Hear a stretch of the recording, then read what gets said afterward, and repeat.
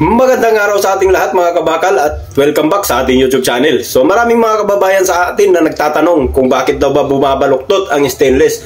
Naku po mga kabakal, pag usapang stainless, napakalakas po bumaluktot talaga yan pag winelding natin. So iba po kasi ang stainless sa ordinaryong baka lang. Ang stainless kasi pag pinulil natin, talagang hindi may iwasan na gumalaw o bumabaluktot yan. Pero paano nga ba natin mabawasan o maiwasan ang pagbaluktot nito? Medyo bumabaluktot nga naman, pero pwede nating bawasan ang kanyang paggalaw. So ayan, halimbawa magbuo tayo ng frame ng gate. Ayan, so buuin natin na pag ganon. Ayan, so sa drawing pa lang bumabaluktot na, kaya hindi talaga maiwasan. So pagpasensyahan nyo na yung drawing kung bumabaluktot ha. Ayan. So halimbawa nagbuo tayo ng frame ng gate. Ayan. So tubular ang ginamit natin. Ayan. Nyari lang. Ayan. Baluktot yung drawing natin. Ayan. So ayan, pag nabuo natin yung frame, ayan, naka 45 yan. Naka 45. Pag nabuo natin ng mga ganyan mga kabakal, no, huwag nating i-full weld muna yung mga kanto. Huwag nating hayaan muna natin silang naka-spot dyan. So unang-una ang gagawin natin, kung meron mga halimbawa madalas ang ginagawa nating gate, meron siyang plain sheet, yung kalahati, yung baba. Ayan. So ilagay muna natin tong gitna na to.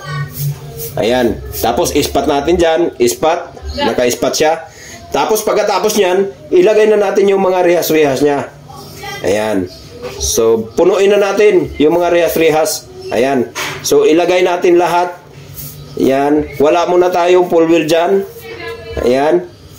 So pag nalagay na natin lahat yan, ang una nating i-full weld, ito.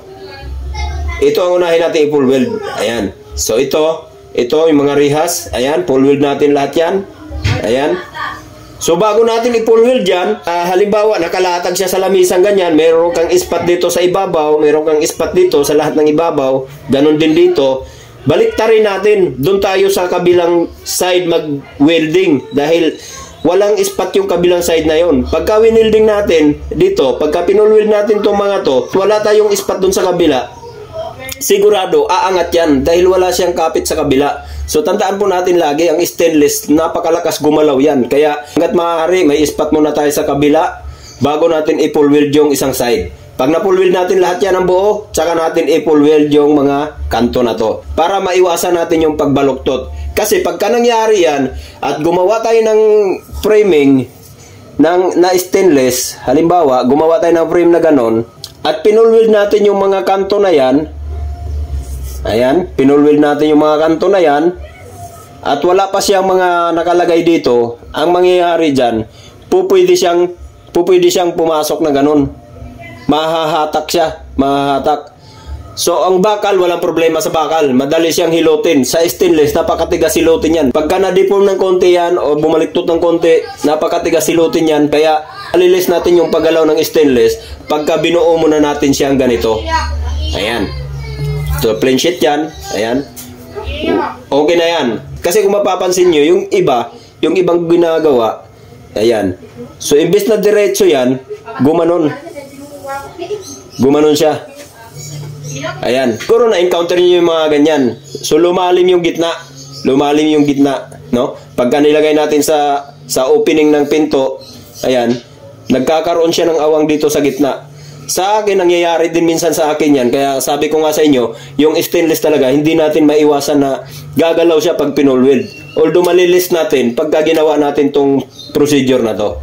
Okay, so paano naman kung halimbawa railings ang ginagawa natin? So halimbawa gumagawa tayo ng railings, nagbubuo tayo ng railings, lalo na pagka ang railings na diretsuhan lang or nakadegree man yan, lalo na kung binuo natin sa ating working table, hindi natin inactual dun sa mismong pagkakabitan niya, sa site niya. Halimbawa lang, nagbuo tayo ng railing na ganon. Ayan. Yan. So, nakaganyan yan, no? Ayan. Kaganyan yan. So, ito yung mga baluster niya. Naka-miter tayo dyan.